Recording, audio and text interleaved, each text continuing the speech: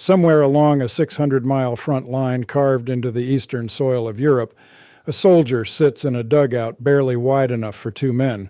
He is not holding a rifle. He is wearing a headset and a pair of goggles.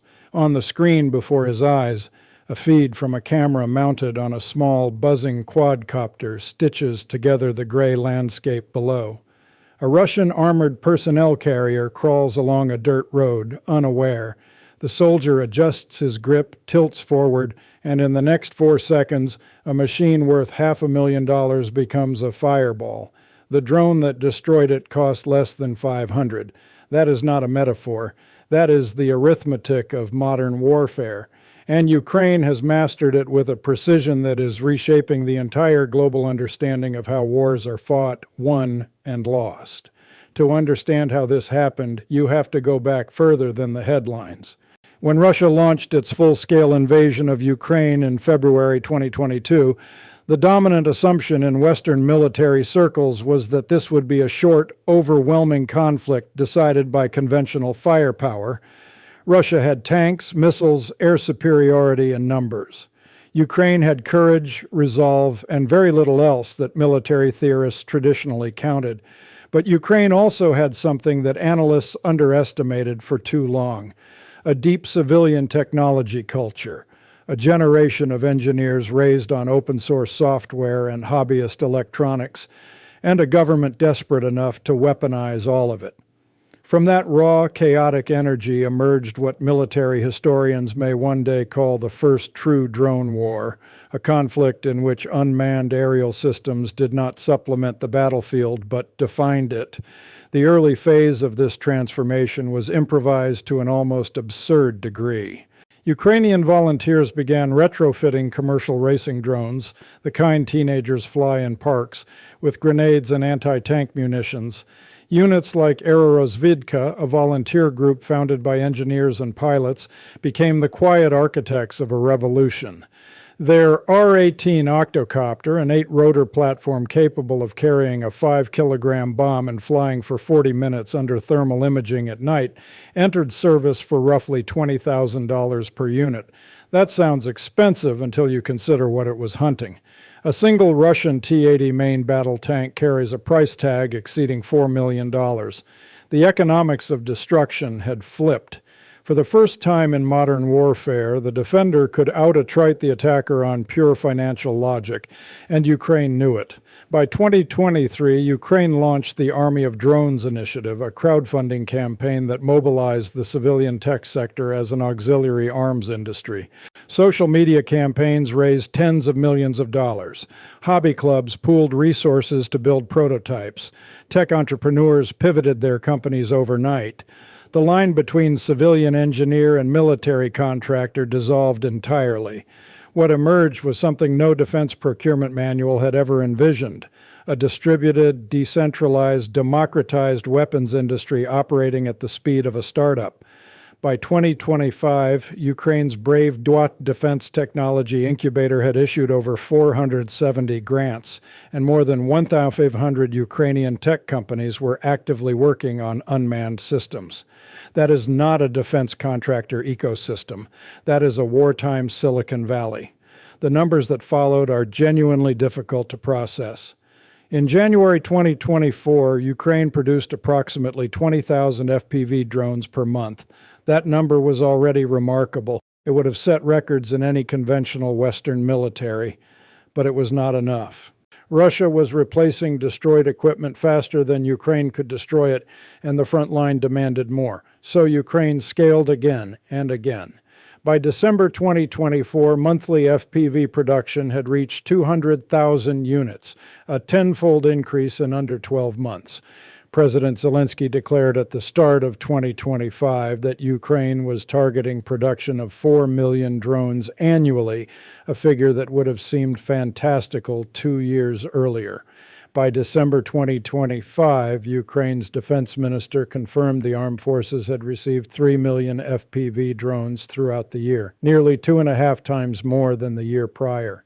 The factory-to-frontline pipeline had become one of the most efficient military supply chains in the world, built not by defense giants, but by ordinary Ukrainians working in warehouses, garages, and converted manufacturing plants. What exactly is an FPV drone, and why has it become so decisive? First-person view drones are small, agile quadcopters that stream live video to an operator wearing immersive goggles. The pilot sees exactly what the drone sees and guides it with the precision of a surgeon. When loaded with an anti-tank warhead, an FPV drone becomes a guided missile that costs $500, can fly through a window, navigate between trees, and detonate inside a vehicle's engine compartment.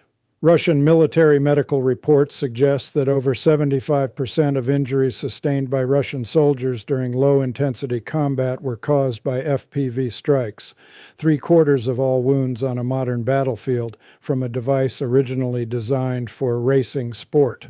The psychological dimension of this is equally devastating. Russian soldiers began reporting that no position felt safe. No vehicle convoy could move without the threat of something overhead. The act of simply walking from one position to another became a calculation of survival. By 2025, Ukrainian FPV density along the front had increased to over 20 drones per mile of frontage per day. Consider that for a moment. Every single mile of the 600-mile front line saw more than 20 separate drone strike sorties every day. That is a relentless, industrialized tempo of precision violence that Russian forces had no historical precedent for absorbing. In November 2025 alone, Ukrainian units destroyed or damaged 81,500 targets with drones. That averages to roughly 2,700 targets struck per day, every day, for an entire month. Ukraine's Commander-in-Chief Oleksandr Syrsky confirmed that approximately 60% of all Ukrainian strikes against Russian targets were being delivered by drones, not artillery, not missiles, drones. But the story of Ukraine's drone campaign does not stop at the front line. That is merely the tactical layer of a much deeper and more consequential strategic architecture. In 2024 alone, Ukraine conducted approximately 130 long-range drone operations, striking 377 targets inside Russian territory, including air bases, ammunition depots, and energy facilities. These were not harassing attacks. They were deliberate, systematic strikes against the infrastructure that sustained Russia's ability to wage war, the fuel pipelines feeding its air force, the storage facilities holding artillery shells, the industrial nodes producing the weapons being fired into Ukrainian cities. Each strike sent a message that transcended its immediate military value. Russia's own territory was no longer a sanctuary. Then came the operation that stunned the world. On June 1st, 2025, Ukraine executed what analysts described as the most audacious drone operation in the history of warfare. Operation Spiderweb deployed 117 FPV drones from inside Russian territory, striking 41 aircraft across 4 different air bases in a single night, with President Zelensky claiming approximately 34% of Russia's strategic bomber fleet was damaged in the attack. Think about what that means strategically. A country defending itself against a vastly larger nuclear-armed neighbor reached inside that neighbor's sovereign territory, flew drones from concealed positions on Russian soil, and in one coordinated night operation degraded over 1/3 of the fleet Russia uses to carry cruise missiles and nuclear weapons. Military experts and analysts described it as a watershed moment, deep penetration drone strikes reaching as far as Siberia. The psychological impact reverberated far beyond the wreckage on those runways. Russia, to its credit, did not simply absorb these developments passively. Moscow is a formidable military-industrial power, and it adapted, though in ways that revealed the fundamental limitations of its approach. Russia pioneered the use of fiber-optic drones, attaching a fish-line-thin cable between the drone and its operator, making the system effectively immune to electronic warfare jamming. This was an elegant solution to one of Ukraine's primary anti-drone tools. Rather than severing a wireless signal, operators now relied on a physical tether that no electronic jammer could disrupt. By summer 2025, Russia was producing approximately 50,000 fiber optic FPV drones per month, outpacing Ukraine in this particular category and deploying them across every major front sector. Russia's mass deployment of fiber optic drones from early 2025 proved to be one of its key advantages in eventually pushing Ukrainian forces out of the Kursk region. By fall 2025, Russia had established what analysts called a drone line, an offensive system deploying approximately 1,700 UAV crews across its center group of forces with a daily operational limit of 4,000 FPV drones. Russia's approach was characteristically blunt. If Ukraine could innovate faster, Moscow would simply produce more.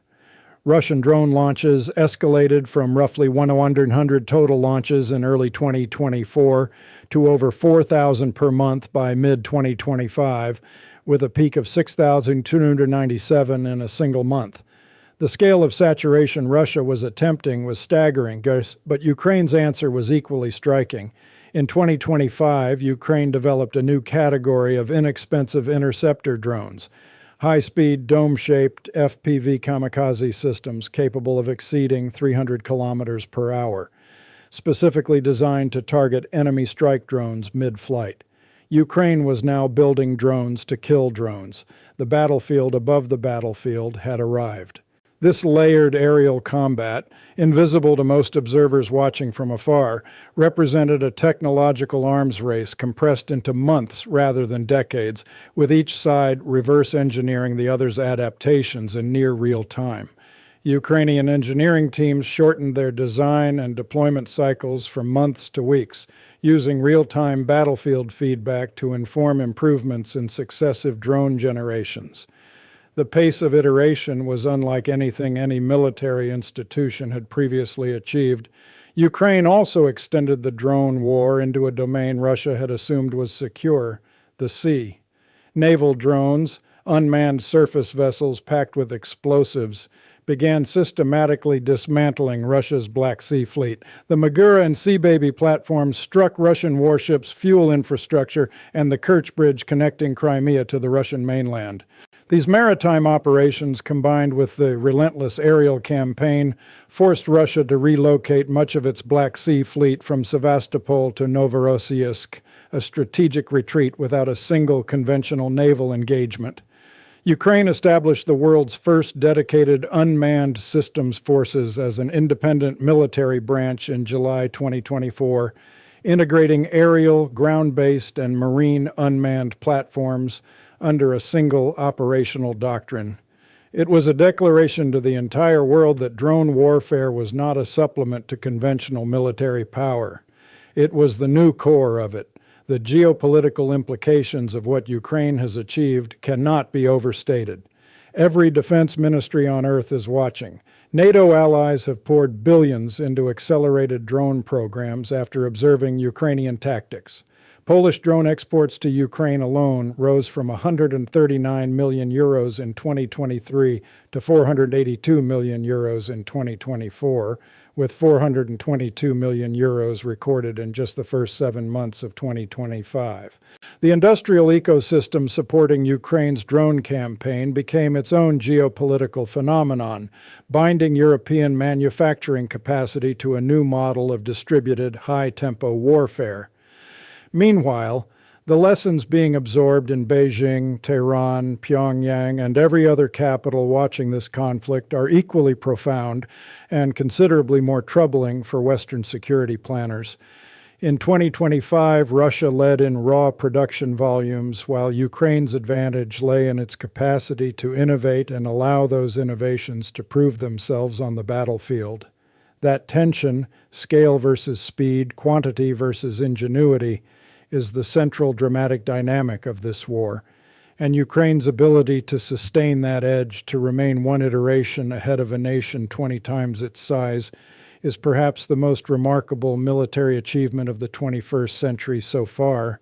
Although drone teams represent roughly 2% of Ukraine's military, they are responsible for a major share of Russian losses.